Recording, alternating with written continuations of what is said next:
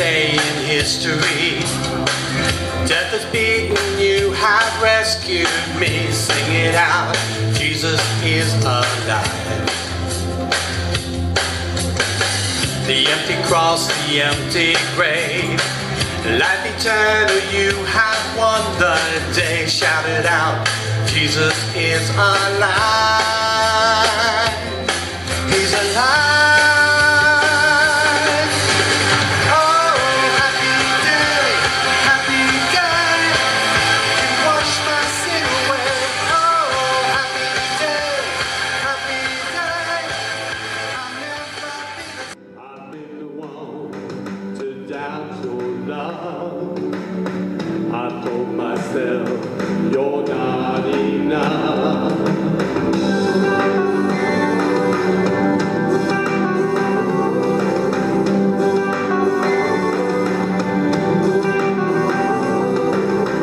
I've been the one to try and save, all overcome by my own strength. I've been the one to fall apart and start to question who you are. You're the one who conquers giants. You're the one who calls out kings. You shut the mouths of lions. You tell the dead to breathe. You're the one who walks through fire. You take the orphan's hand. You are the one Messiah. You are I am. You are I am.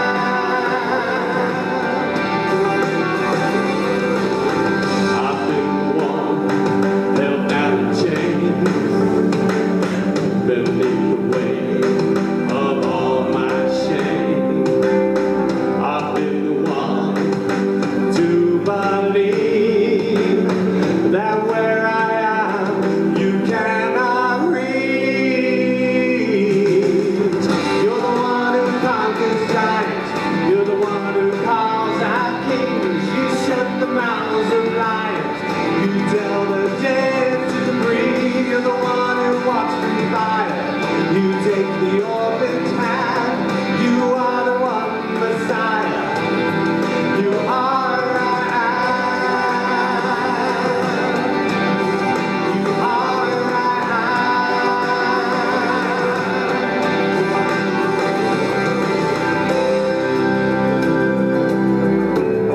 The veil is torn, and now I live with the Spirit inside. The same one, the very same one who brought the sun back to life. Hallelujah, He lives in me. Hallelujah, He lives in me. Hallelujah, He lives in me. Hallelujah, He lives in me. You're the one who conquers giants. You're the one who calls out kings. You shut the mouths of lions. You tell the dead to breathe. You're the one who walks through fire. You take the orphan's hand. You are the one Messiah. You are I am. You are I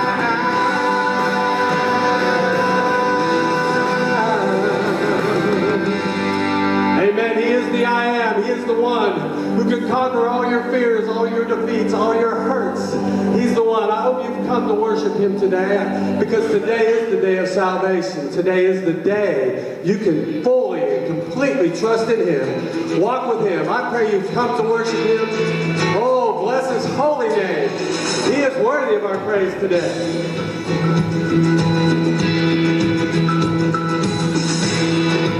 Let's worship Him.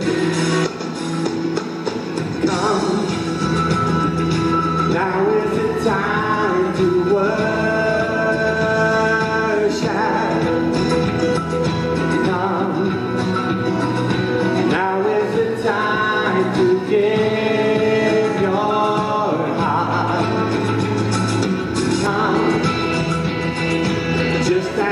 are to worship. Come, just as you are before your God.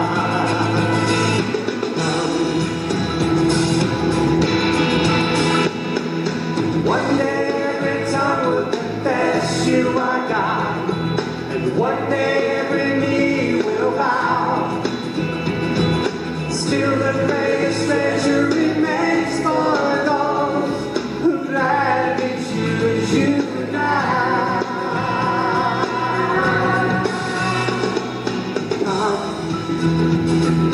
Now is the time to worship.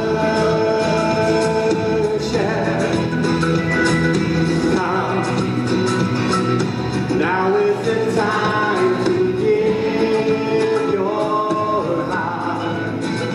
Oh, come, just as you are to worship. Have any of you ever been overwhelmed? Yes. I can even get a better reading of the answer to that question by asking you this.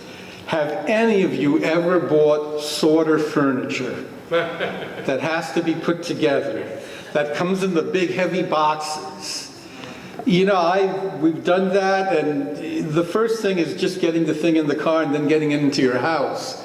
But then you start unpacking and you begin to separate everything and try to put everything together, and when you finally have it all spread out all over your living room floor or whatever room you're in, the sense of overwhelm starts setting in. And then you pick up the instructions and you read some of it, and at that point you decide you need a break and you need to go get something to drink that'll help you to get through this, because you're already feeling overwhelmed. You know, those things are really tough. In my case, I'm one of those guys that gets it almost 3/4 of the way done, and then I realize that I missed something that means taking apart half of what's already up in order to put back what needs to be done right. We've all been overwhelmed. Some of you have been overwhelmed by your jobs and, you know, the work that's going on. Some of you work in settings where they don't have enough people, and so that means that everybody's got to do a little bit more. Some of you are overwhelmed because of the people you're married to. Yeah, you can make of that comment whatever you want. So, you know, it's easy to be overwhelmed, especially in today's day and age. And studies have indicated that Americans are among the few people on this planet that don't take vacations.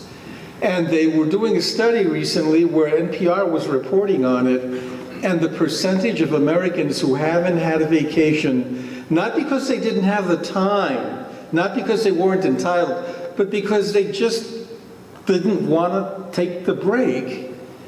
It was a significant, I don't remember what the exact stat was, but the people discussing it, they were floored by it. And the reasons often given were that, you know, well, if you hang around, if you don't take time off, that puts you in a better place with your boss, because that way when, you know, openings happen and all that kind of thing, they're looking at you and they're thinking, this is someone that's always here. And no matter how good the other guy is, if he's taking 3 weeks a year like he's supposed to, you know, that's 3 weeks of paid for doing nothing expense. Well, and you know, the sad part is that the studies found that the correlation is right. Employers do look at people that don't take vacation as the people that they want to move up along the line, which is sad. It's really sad. Because another thing that the study found was that people that do take breaks, they perform better, they're happier, they're able to get the job done in better shape and more reliably, more quickly than people who don't take vacations.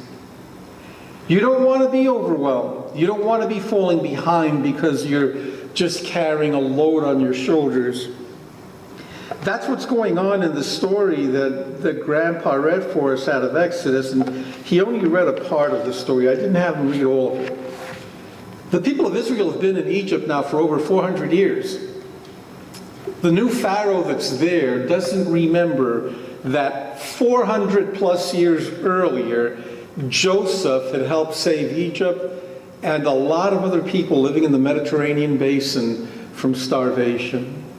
The Pharaoh that is currently in Egypt doesn't have any recall of that history at all, doesn't understand why these Jewish people, these foreigners, are living here among us. The only thing that Pharaoh seems to be very aware of is the fact that there's a lot of those guys out there. Speculation, you all know what that means. My hunch is that Pharaoh's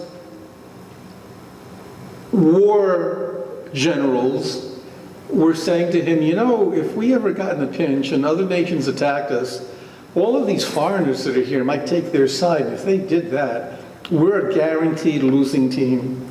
We would not survive.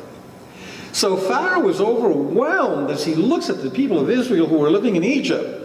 Again, not remembering the history, not being aware of what's going on there, and he comes to a conclusion, something's got to be done.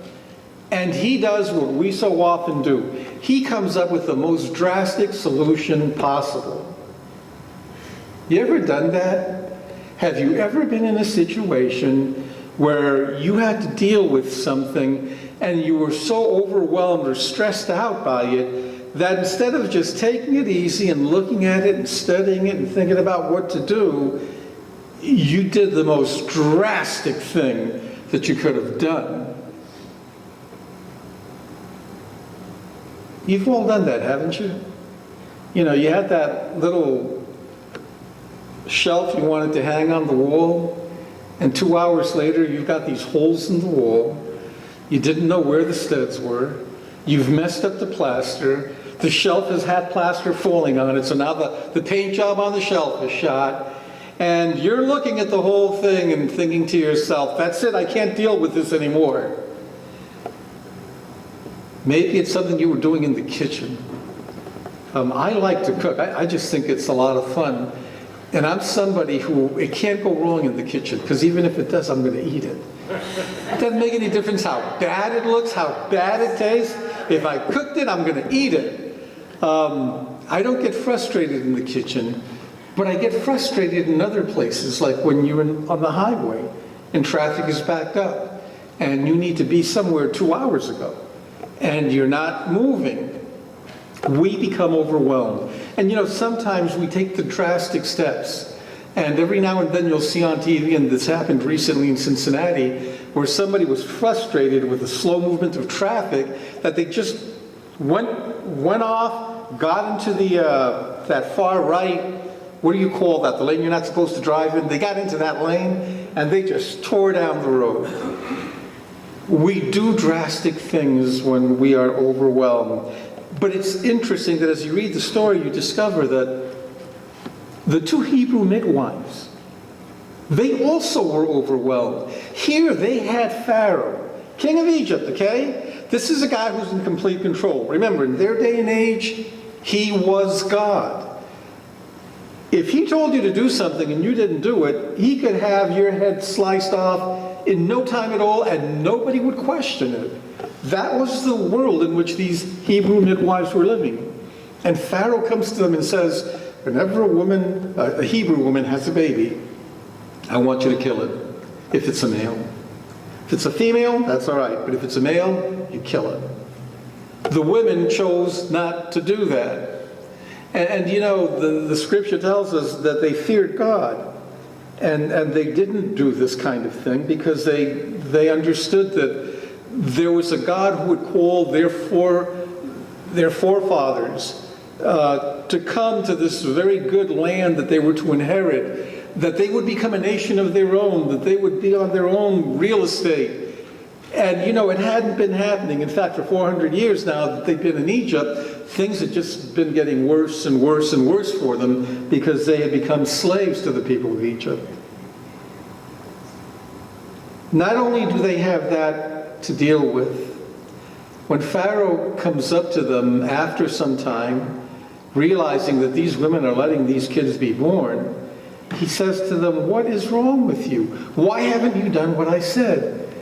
And you know what these Hebrew midwives tell Pharaoh?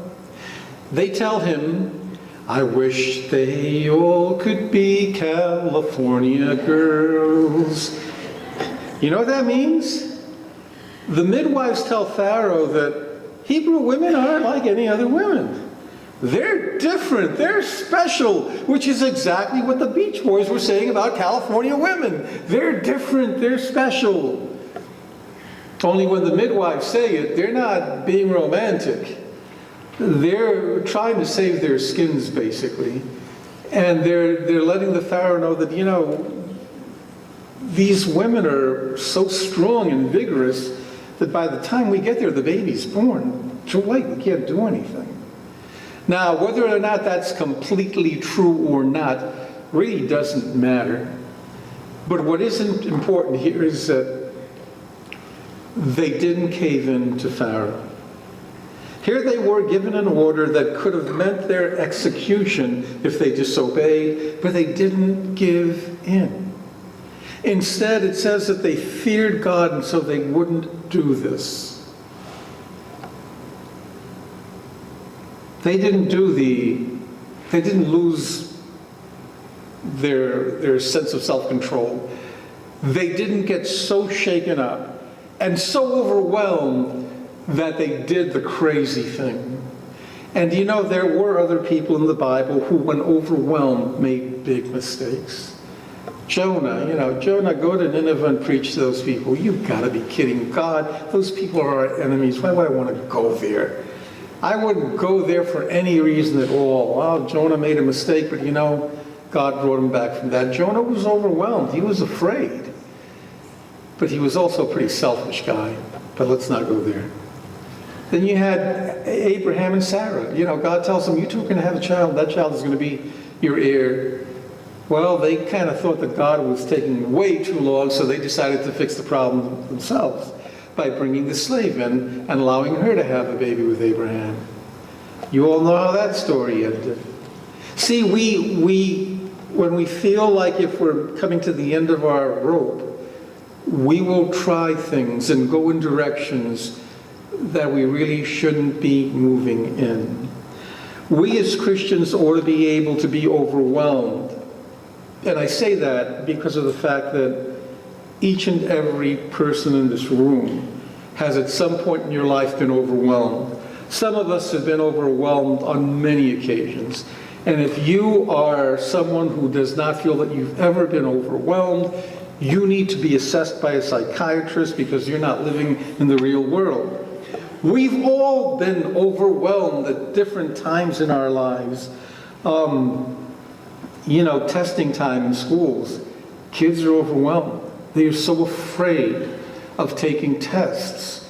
And the way that they're doing things today, there are penalties for not doing well.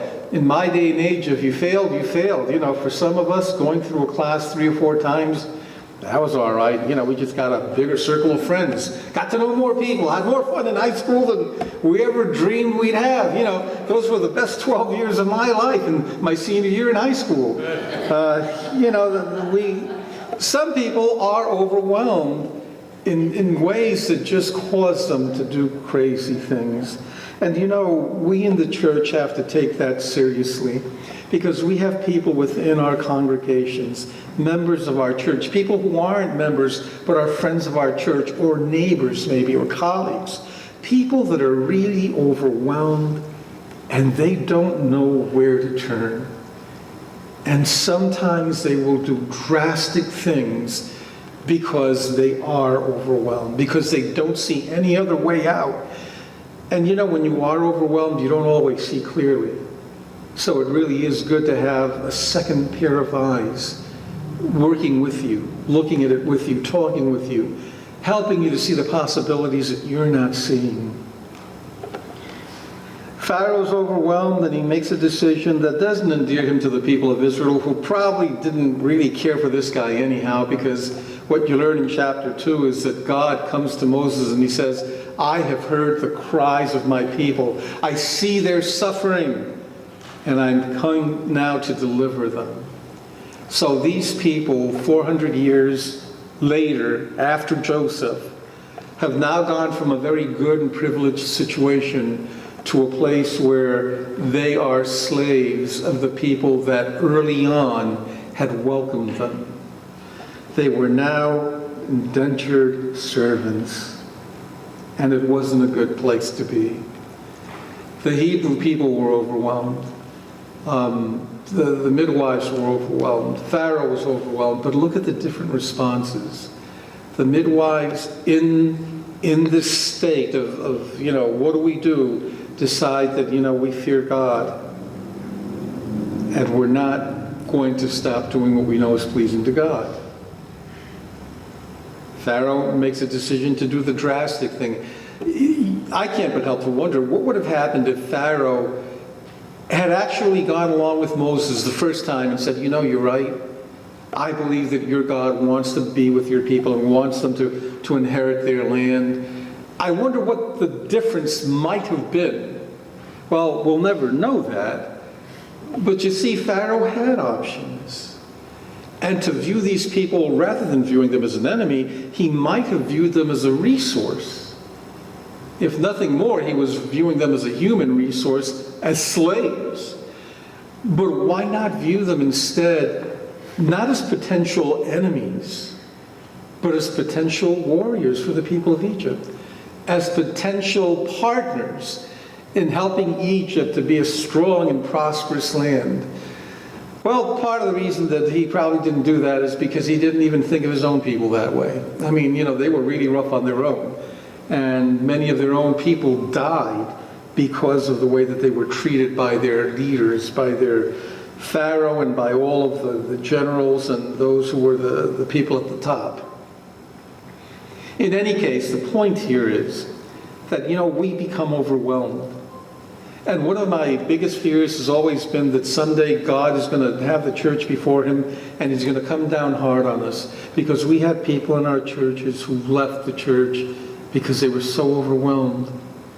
Some committed suicide. Some went through divorces. Some had experiences that were really awful, that had nothing to do with the church. But the church wasn't there for them. This sermon is about being the church in the world.